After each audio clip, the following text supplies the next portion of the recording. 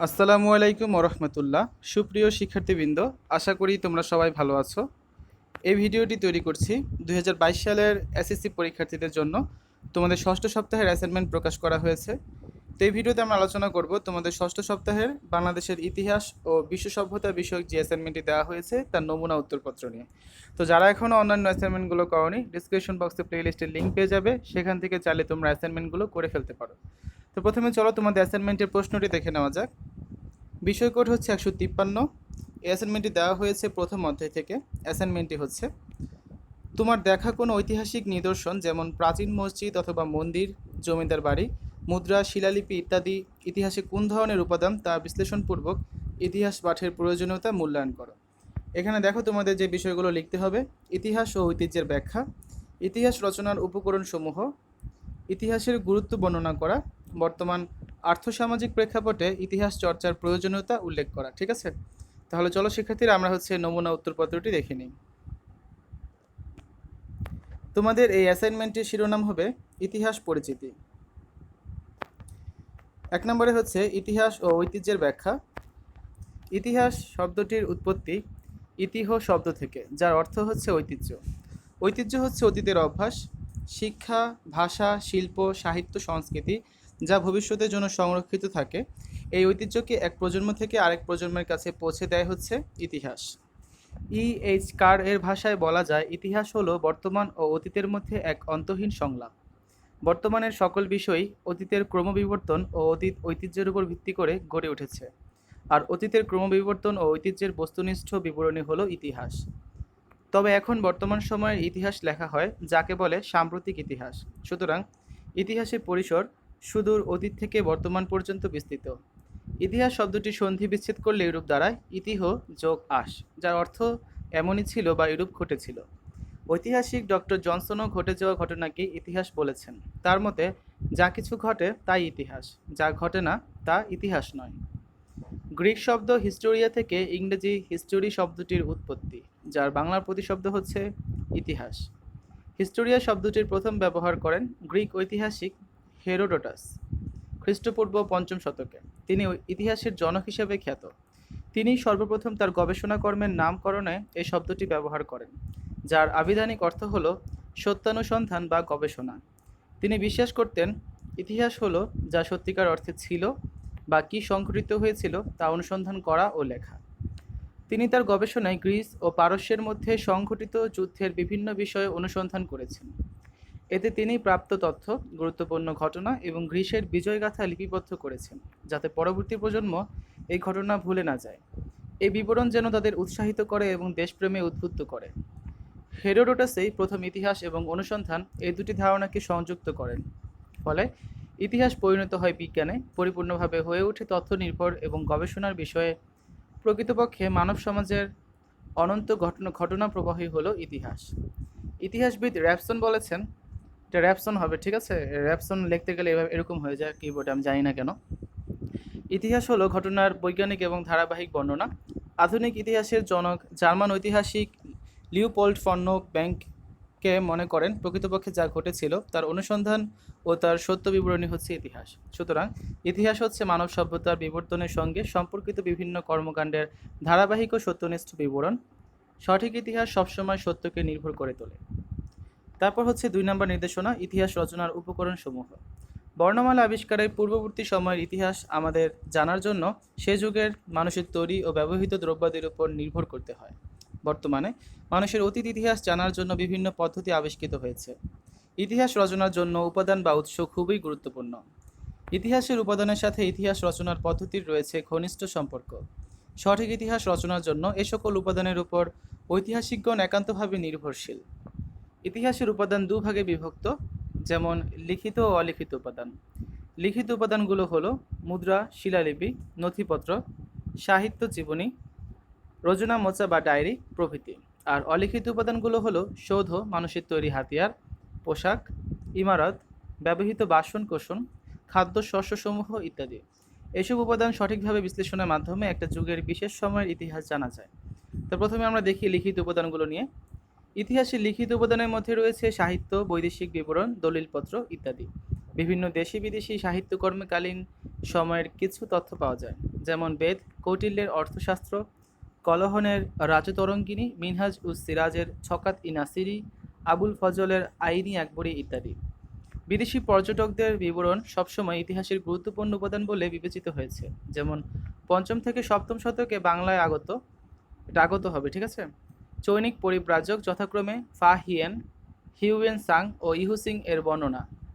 পরবর্তী সময়ে আফ্রিকান পরিব্রাজক ইনেতা সহ অন্যদের লেখাতেও এই অঞ্চল সম্পর্কে বিবরণ পাওয়া গিয়েছে।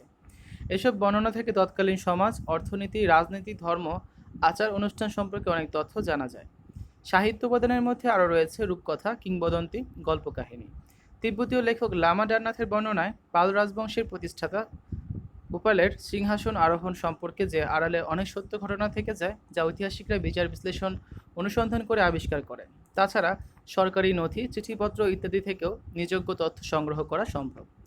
2 নম্বর হচ্ছে অলিখিত বা প্রত্নতত্ত্ব উপাদান। যেসব বস্তু বা উপাদান থেকে আমরা বিশেষ সময়, স্থান বা ব্যক্তি সম্পর্কে বিভিন্ন ধরনের ঐতিহাসিক তথ্য পাই, সেই বস্তু বা উপাদানই হচ্ছে প্রত্নতত্ত্ব নিদর্শন। প্রত্নতত্ত্ব নিদর্শনসমূহ মূলত অলিখিত উপাদান, যেমন মুদ্রা, শিলালিপি, তাম্রলিপি, ইমারত ইত্যাদি। এই সমস্ত প্রত্নতত্ত্ব নিদর্শন বৈজ্ঞানিক পরীক্ষা নিরীক্ষা এবং বিশ্লেষণের ফলে সে সময়ের অধিবাসীদের রাজনৈতিক, সামাজিক, অর্থনৈতিক অবস্থা সম্পর্কে ধারণা পাওয়া যায়। ধারণা করা সব প্রাচীন অধিবাসীদের সভ্য, ধর্ম, জীবনযাত্রা, নগরায়ন, নারী চোরের বাড়ির নিদর্শন, নিত্য ব্যবহার্য জিনিসপত্র, ব্যবসা বাণিজ্যের অবস্থা, কৃষি উপকরণ ইত্যাদি সম্পর্কে। উদাহরণ হিসেবে উল্লেখ করা যায় সিন্ধু সভ্যতা, বাংলাদেশের মহাস্থানগড়, পাহাড়পুর, ময়নামতি ইত্যাদি স্থানের প্রত্নতত্ত্ব নিদর্শনের কথা। নতুন নতুন প্রত্নতত্ত্ব আবিষ্কার বদলে দিতে পারে একটি জাতির ইতিহাস, যেমন সম্প্রতি নরসিংদীর উয়ারি বটেশ্বরের প্রত্নতত্ত্ব আবিষ্কার। ওই অঞ্চলের প্রত্নতত্ত্ব নিদর্শনে প্রমাণ হয়েছে যে বাংলাদেশে 2500 বছর পূর্বেও নগর সভ্যতার অস্তিত্ব ছিল। তারপর দেখো আমার তৃতীয় নির্দেশনা হচ্ছে ইতিহাসের গুরুত্ব। মানব সমাজ ও সভ্যতার বিবর্তনের সত্য নির্ভর বিবরণী হচ্ছে ইতিহাস। এ কারণে জ্ঞান চর্চার শাখা হিসাবে ইতিহাসের গুরুত্ব অসীম। ইতিহাস পাঠ মানুষকে অতীতের পরিপ্রেক্ষিতে বর্তমান অবস্থা বুঝতে, ভবিষ্যৎ অনুমান করতে সাহায্য করে। ইতিহাস পাঠের ফলে মানুষের পক্ষে নিজের ও নিজ দেশ সম্পর্কে মঙ্গল অমঙ্গলের পূর্বাভাস পাওয়া সম্ভব। সুতরাং দেশ ও জাতির স্বার্থে এবং ব্যক্তি প্রয়োজনে ইতিহাস পাঠ অত্যন্ত জরুরি। কেন দেখো জরুরি কেন? জ্ঞান ও আত্মমর্যাদা বৃদ্ধি করে। অতীতের সত্যনিষ্ঠ বর্ণনা মানুষের জ্ঞানের পরিধি বৃদ্ধি করতে সাহায্য করে। আর এ বিবরণ যদি হয় নিজ দেশ জাতির সফল সংগ্রাম ও গৌরবময় ঐতিহ্যের, তাহলে তা মানুষকে দেশপ্রেমে উদ্বুদ্ধ করে। একই সঙ্গে আত্মপ্রত্যয়, আত্মবিশ্বাসী হতে সাহায্য করে। সেক্ষেত্রে জাতীয়তাবোধ, জাতীয় সংহতি সুদৃঢ়করণে ইতিহাস পাঠের কোনো বিকল্প নেই। সচেতনতা বৃদ্ধি করে। ইতিহাস জ্ঞান মানুষকে সচেতন করে তোলে। উত্থান পতন এবং সভ্যতার বিকাশ ও পতনের কারণগুলো জানতে পারলে মানুষ ভালো মন্দের পার্থক্যটা সহজেই বুঝতে পারে। ফলে সে তার কর্মের পরিণতি সম্পর্কে সচেতন থাকে। দৃষ্টান্তের সাহায্যে শিক্ষা দেয়। ইতিহাসের ব্যবহারিক গুরুত্ব অপরিসীম। মানুষ ইতিহাস পাঠ করে অতীত ঘটনাবলীর দৃষ্টান্ত থেকে শিক্ষা নিতে পারে। ইতিহাসের শিক্ষা বর্তমানের প্রয়োজনে কাজে লাগানো যেতে পারে। ইতিহাস দৃষ্টান্তের মাধ্যমে শিক্ষা দেয় বলে ইতিহাসকে বলা হয় শিক্ষণীয় দর্শন। ইতিহাস পাঠ করলে বিচার বিশ্লেষণের ক্ষমতা বাড়ে, দার্শনিক দৃষ্টিভঙ্গি তৈরিতে সাহায্য করে, ফলে জ্ঞান চর্চার প্রতি আগ্রহ জন্মে। আমাদের শেষ পয়েন্টটি হচ্ছে বর্তমান আর্থসামাজিক প্রেক্ষাপটে ইতিহাস চর্চার প্রয়োজনীয়তা। বর্তমান আর্থসামাজিক প্রেক্ষাপটে ইতিহাস চর্চার অনেক প্রয়োজনীয়তা রয়েছে। ইতিহাস মানুষকে গুরুত্বপূর্ণ বিষয়ে শিক্ষা দান করে। অতীতের নানামুখী ঘটনা মানুষ কি দৃষ্টিভঙ্গিতে বর্তমানে বিচার করবে, ইতিহাস সে বিষয়ে মানুষের কর্মপন্থা নির্ধারণে শিক্ষা দিয়ে থাকে। সমাজের ধারা বিবরণী জ্ঞান লাভ। ইতিহাস পাঠের মাধ্যমে মানব সমাজের শুরু থেকে আজ পর্যন্ত যাবতীয় কর্মকাণ্ড, চিন্তা চেতনা ও জীবনযাত্রার অগ্রগতি সম্বন্ধে জ্ঞান লাভ করা যায়। কারণ ইতিহাসের প্রধান উপজীব্য বিষয় হল মানুষ ও সমাজের অগ্রগতির ধারা বর্ণনা। সভ্যতার বিকাশের সঙ্গে পরিচয় লাভ। মানব সভ্যতার পরিবর্তনের প্রক্রিয়া, বিকাশ ধারা এবং এজন্য ক্রিয়াশীল উদ্দীপনার সঠিক পরিচয় পাওয়া যায় ইতিহাস পাঠের মাধ্যমে। সভ্যতার প্রধান প্রধান স্তর, সামাজিক, রাজনৈতিক, অর্থনৈতিক ও সাংস্কৃতিক বিবর্তনের বিভিন্ন বিষয়াদি সম্পর্কে ইতিহাস তথ্য প্রদান করে। এসব তথ্য সম্পর্কে অবগত হলে মানব সভ্যতার বিকাশ সম্বন্ধে জ্ঞান অর্জন করা যায়। মানুষের অতীত মন মানসিকতার পরিচয় লাভ। মানুষের কীর্তির পেছনে ক্রিয়াশীল উদ্দেশ্য উদ্ঘাটন করাও ইতিহাসের অন্যতম বিষয়। এভাবে মানুষের অতীত জীবনে মন মানসিকতার পরিচয় পাওয়া যায় ইতিহাস পাঠ ও চর্চার মাধ্যমে। অতীত থেকে জ্ঞান লাভ। ইতিহাস পাঠের মাধ্যমে অতীত সম্পর্কে জ্ঞান ও শিক্ষা লাভ করা যায়। ইতিহাসের আলোকে বর্তমানকে বিচার করে ও তা থেকে সঠিক শিক্ষা নিয়ে মানব সমাজের উন্নয়নের ধারাকে অব্যাহত রাখা যায়। জাতীয় চেতনার উন্মেষ লাভ। ইতিহাস পাঠ জাতীয় চেতনা উন্মেষের ক্ষেত্রে গুরুত্বপূর্ণ শিক্ষাদান করে থাকে। একটা জাতির ঐতিহ্য ও অতীত গৌরব তাদেরকে বর্তমানে মর্যাদাপূর্ণ কর্মতৎপরতায় উজ্জীবিত করতে পারে। জাতীয় পরিচয় ইতিহাস ও ঐতিহ্যের উপর ভিত্তি করে জাতীয়তাবোধ গড়ে ওঠে, যা দেশ ও সমাজের উন্নতি তথা দেশপ্রেমের জন্য একান্ত অপরিহার্য। গবেষণার ক্ষেত্রে ইতিহাস অধ্যয়ন করা খুবই জরুরি। ইতিহাস রচনা, পঠন পাঠন সম্পর্কে বিভিন্ন দৃষ্টিভঙ্গি থাকতে পারে, কিন্তু ইতিহাসের প্রয়োজনীয়তা সম্পর্কে আজ আর কোনো দ্বিমত নেই। রাষ্ট্রনায়ক, রাজনীতিবিদ, বুদ্ধিজীবী, সামরিক, বেসামরিক ও প্রশাসক সহ সচেতন সমাজের সকলের নিকট ইতিহাস খুবই মূল্যবান বিষয়। বর্তমান ও ভবিষ্যৎ কর্মপন্থা নির্ধারণে ঐতিহাসিক ঘটনার সঠিক আলোচনা বর্তমানের কর্মপন্থা অবলম্বন ও ভবিষ্যৎ কর্মপদ্ধতি নির্ধারণে সহায়ক হয়। সঠিক ইতিহাস আমাদেরকে অতীত সময়ের অবস্থা সম্পর্কে সম্যক ধারণা দেয় এবং বর্তমান ও ভবিষ্যৎ কর্মপন্থা নির্ধারণে সাহায্য করে। কৌতূহল নিবৃত্তি। মানুষ কৌতূহল প্রিয়, মানুষ তার অতীত ঘটনা জানতে চায়। ইতিহাস পাঠ করার মাধ্যমেই মানুষ তার কৌতূহল নিবৃত্তি করতে পারে। চেতনাবোধ জাগ্রত করে। ইতিহাস একটি জাতির ঐতিহ্য ও সাংস্কৃতিক মূল্যকে যথাযথভাবে সংরক্ষণ করে। সমাজ ও জাতির অগ্রগতির কাঙ্ক্ষিত লক্ষ্যে পৌঁছানোর ক্ষেত্রে ইতিহাসের জ্ঞান সহায়ক শক্তি হিসেবে কাজ করে। এভাবে ইতিহাস পাঠের মাধ্যমে চেতনাবোধ জাগ্রত হয়, মানুষ অনুপ্রাণিত হয় উন্নতি ও প্রগতির পথে। এটা কাঙ্ক্ষিত হবে, ঠিক আছে? তো শিক্ষার্থীরা, এ ছিল তোমাদের 2022 সালের এসএসসি পরীক্ষার্থীদের, অর্থাৎ যারা বর্তমানে দশম শ্রেণীতে আছো, তোমাদের ষষ্ঠ সপ্তাহের বাংলাদেশের ইতিহাস ও বিশ্ব সভ্যতা বিষয়ক যে অ্যাসাইনমেন্টটি দেওয়া হয়েছে তার নমুনা উত্তরপত্র। তো যারা এখন অন্যান্য অ্যাসাইনমেন্টগুলো করনি, ডিসক্রিপশন বক্স চেক করো, সেখানে প্লে লিস্টের লিঙ্ক পেয়ে যাবে।